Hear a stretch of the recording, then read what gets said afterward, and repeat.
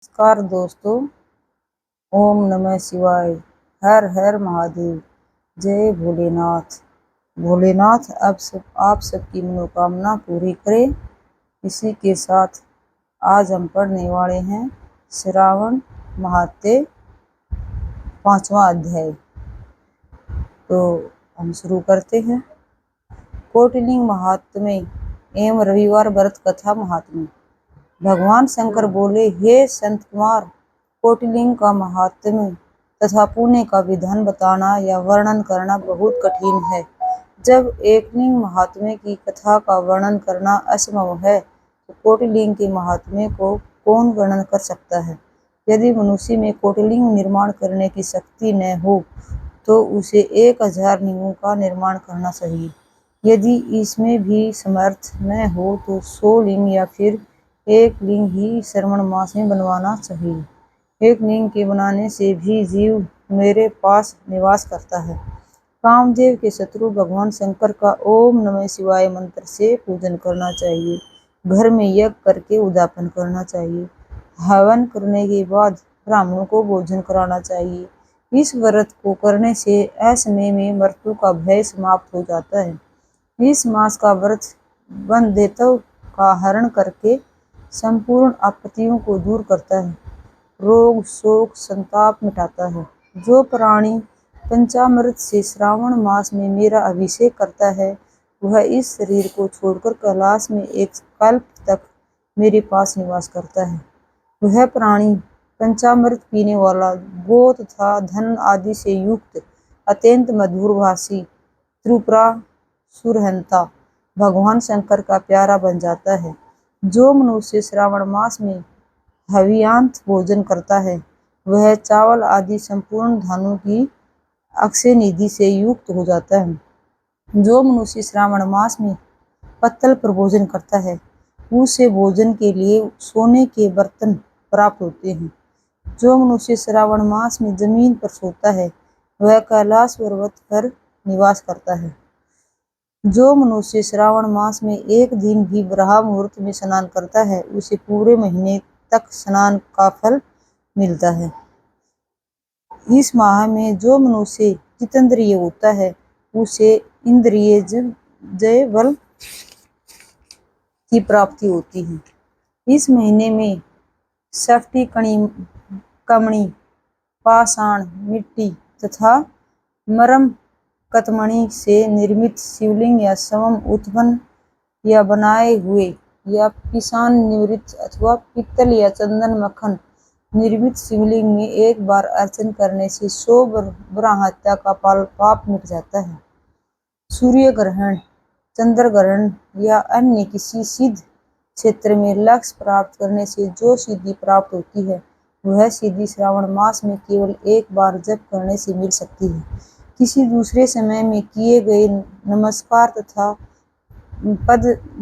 प्रदक्षिणा से जो 1000 बार में फल मिलता है वह फल श्रावण महीने में एक बार नमस्कार या प्रदक्षिणा करने से मिल जाता है। यह श्रावण मास मुझे अत्यंत प्यारा है। इस महीने में वेद पारायण करने पर सब वेद मंत्रों की अच्छी तरह सिद्धि हो जाती है। इस महीने का एक दिन भी बिना श्री सूक्त पाठ किए न बितावे। जो इसका अर्थवाद मात्र कहता है वह मनुष्य नरक को प्राप्त होता है। मनुष्य का समिधा, सरु, तिल और घी से ब्रह्मयज्ञ करना चाहिए। धूप, गंध, पुष्प, नैवेद्य आदि के द्वारा अर्चना करनी चाहिए। भगवान शंकर के रूपों का यथोचित ध्यान कर शक्ति द्वारा कोटि होम, लक्ष होम और अयूत हवन करना चाहिए। तिलों का व्याहति मंत्रों द्वारा हवन कराना चाहिए। इसी को ग्रह यज्ञ का नाम दिया गया है। हे संत कुमार, अब मैं तुम्हें रविवार व्रत की कथा, महात्म्य, विधि तथा पारायण को बताता हूँ, उसे ध्यान पूर्वक सुनो। प्रतिष्ठानुपुर में एक गरीब ब्राह्मण रहता था। उसका नाम था सुकर्मा था। वह भिक्षा मांगकर गुजारा करता था। एक दिन वह एक गृहस्थ के घर में भिक्षा हेतु गया। वहां स्त्रियां रविवार का व्रत कर रही थी। उस ब्राह्मण भिक्षुक को देखकर उन स्त्रियों ने अर्चना सामग्री को ढक दिया। उधर ब्राह्मण के मन में अर्चन विधि जानने की इच्छा जागृत हुई। वह बोला, हे साध्वी महिलाओं, आप सबने इस व्रत की सामग्री को क्यों ढक दिया है? आप दयालु हैं, कृपा कर मुझे भी इस व्रत को करने की विधि बताएं। मैं अपनी दरिद्रतावस्था से दुखी हूँ। यह उत्तम व्रत श्रवण कर मैं भी इस व्रत को करना चाहता हूँ। इस व्रत के विधान तथा फल को मुझे भी बतलाइए।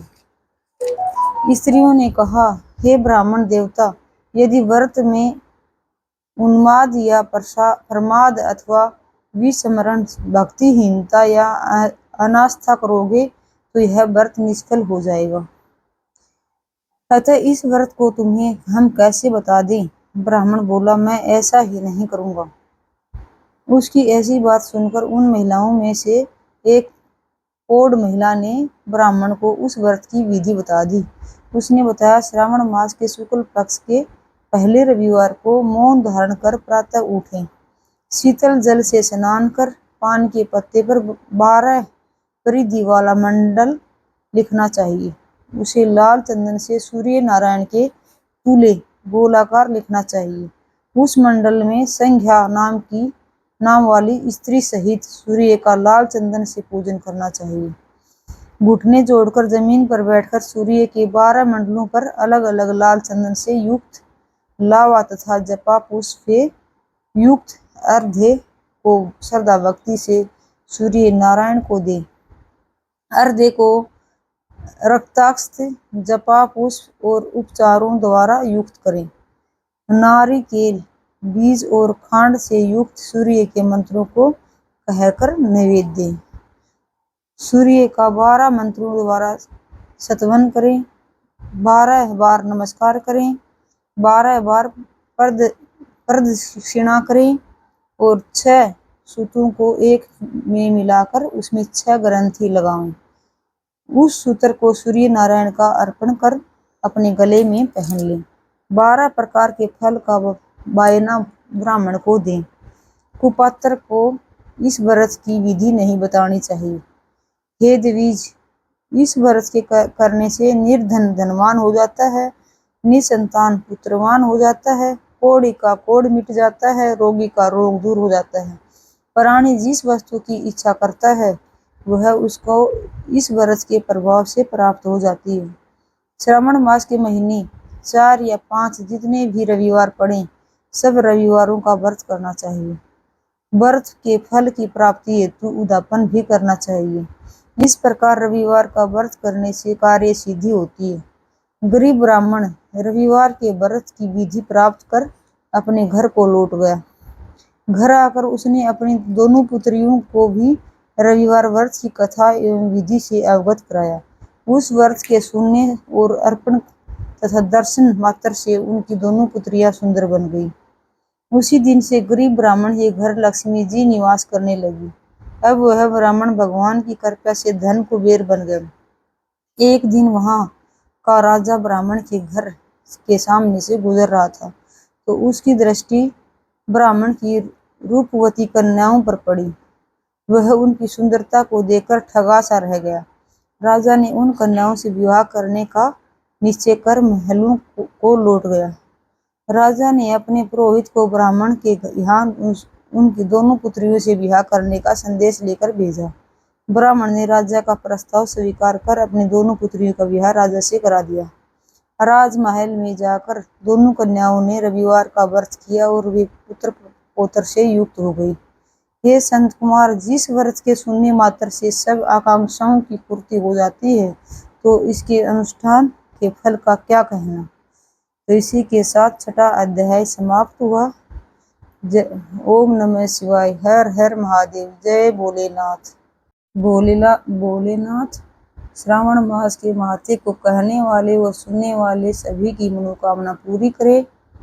दोस्तों, आपको यह वीडियो कैसी लगी एक बार कमेंट्स में जाकर हर हर महादेव ओम नमः शिवाय जरूर लिखें और वीडियो को लाइक करें, शेयर करें और ऐसी ही वीडियो पाने के लिए भक्ति आराधना चैनल को सब्सक्राइब करें।